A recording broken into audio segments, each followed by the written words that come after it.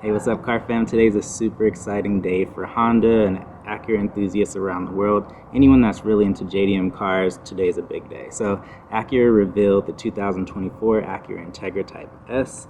This definitely takes a lot of the performance and design elements of the existing Integra and takes it to the next level. So let's check out the launch video they released.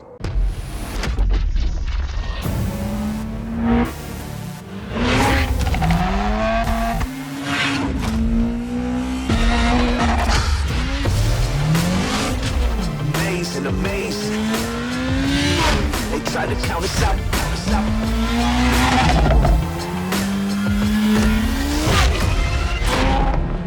Amazing. Alright, so I agree, it definitely looks amazing. There's so much to unpack here, but super excited to honestly see it without the camo. A lot of the design and different things that they cover up intentionally, like, it's really hard to tell when they have the camo on, but even from like renders that have been going on around the world and that we've seen like online and different things like that, you could tell this one was going to look really aggressive compared to the regular one. So let's just talk about the exterior styling a little bit. So we saw a few different colors in that video. We've seen the tiger eye pearl color, we saw the blue, I don't know the specific name for it, and then we saw white, which these were really great launch colors. Sometimes when they release certain vehicles, sometimes the colors they choose just aren't really that great for different brands, but I think they crushed it with these three like main colors here. So the exterior styling looks really good. They've done a ton, as we could see like from the pictures here.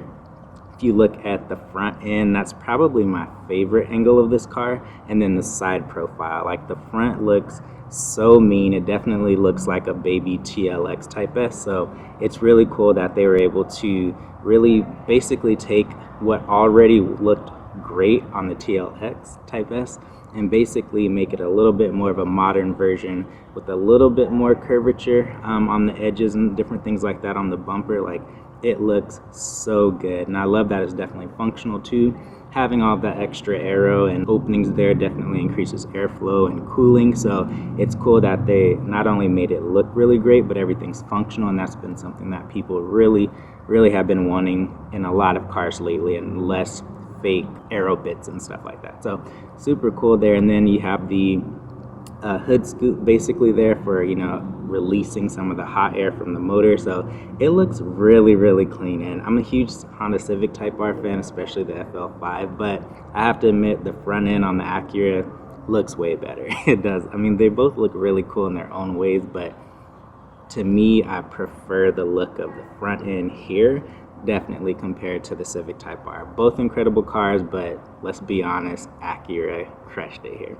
Now, when we move around to the side profile, I'm still kind of curious what this car would look like if they added a spoiler. I do like this kind of muted, chill, grown-up look where it's still sporty but also kind of chill at the same time. So it's smart that they went without the wing on this. I think just having that carbon fiber little spoiler, you know, little lip on the rear basically was a good choice that they made. But I am curious what it would look like if they did add one. Maybe not as big as the Type R, because that's, you know, totally different, but I'm still curious. I've seen some renders where people have created and added a wing on the back. It definitely does look way more sporty that way, but it also kind of, to me, takes away from more of the demo that would potentially be buying this car. I think they played it smart. This is a little bit more Euro than JDM as far as like that rear goes. Now the side profile, to me, that looks really clean. I think it's very balanced compared to the FL5. I like the FL5 from the side, but when you look at that like third rear side, basically, it kind of does have a little bit of an interesting look because of the wing stand and the spoiler. And you just look at like that third end of the Civic Type R, and I love the car, trust me, huge fan, but that side does look a little bit interesting in my opinion. But the side profile on this Integra Type S, it looks super just beefy, chunky. I dig it. Now the back, I think that's where it's a little bit interesting. The two pieces basically that are kind of built into the rear diffuser, where it almost has like a cutout on each side. I think that's overdone. I wish it was a little bit lower. Now I know once you start with the rear diffuser, like coming from, you know, underneath the car, rolling up until the rear bumper, that definitely helps, but I feel like it goes a little bit too high, and because the car's so like beefy, chunky, kind of low to the ground, it sits nice, but the rear to me just kind of sits up a little bit too high.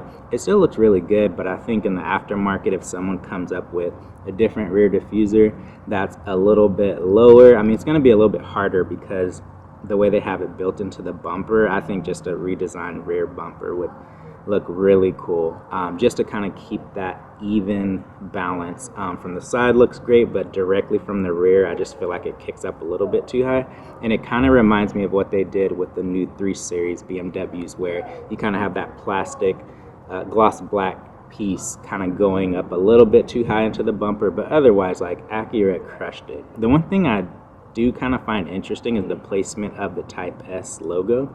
I feel like it would have been better on the right side, but maybe because I'm right-handed and that's like my dominant thing, but I feel like it could have been done a little bit differently and maybe placed on the top right corner. Otherwise, like, Acura crushed it. The triple exhaust setup looks really good.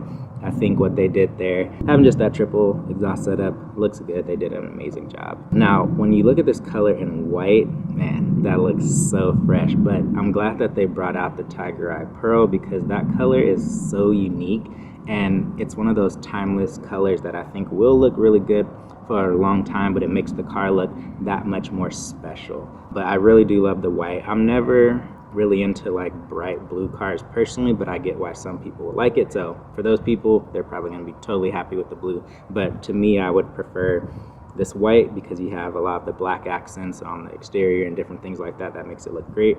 And then the Tiger Eye Pearl, like that, with tinted windows and a couple other little modifications where you just have that gold with the black, basically, definitely looks super fresh. So couple other things on the outside. I know a lot of people are probably 50-50 about the super flared out wide body kind of kit that they have on, like, around the wheel arches, and I feel like it completes the package, and it looks like it's basically perfectly molded into it. It doesn't look like it's just sticking on the side. So for me, I think that's a good integration of how to do it versus having it where you literally could see like the different plastic pieces and how it's molded onto the side. I feel like this is done pretty well. Matt Moran actually showed a picture of the, I think it was the Hellcat wide body, and I kind of get the comparison because they did the same thing around the wheel arches, and so, but I think this execution's definitely super clean, so I like that a lot. There's so much to unpack, honestly, about this car, but the other thing too is I really like the wheel choice that they went with. It looks really clean. Like, the wheels themselves are super nice. The other thing is just the overall stance. Like, I feel like it's so perfect. Just has that like pit bull chunky type of look, and to me it just makes it look so balanced. And I think they could, me personally, I'd probably actually throw spacers on it just to make it look a little bit wider. I know they have to do that though when they're producing a car. They can't have it going all the way out to the end of the body panels and things like that, but for aesthetics, I think it'd look good if someone added spacers there. And then the other thing too is lowering it maybe just a little bit, but sometimes you lose that perfect circle balance when you lower a car because you have the car sitting lower, closer to the, you know, tires, but then you're not filling up as much space equally around the wheel well. So I think it's better, to me, even like upgrading, not that you'd really want to, but to really like perfectly fill out that circle, 20s, or just adding a thicker sidewall type of tire would make it look a little bit more complete. So let's say it comes with like a 30 series or 35, maybe upgrading to like a 40 would make it just look perfectly balanced without having to go to a different size wheel and stuff. So that's just my opinion, but that's the thing I've noticed with lowering cars. It just kind of looks funny when people lower it and then you just see like the sides having more of a gap than the top. It doesn't look that balanced in my opinion. The exhaust note, I'm kind of curious how much of that is actually coming from just like kind of tweaking the audio, you know, settings and things like that. I'm sure it does have a very unique sound, but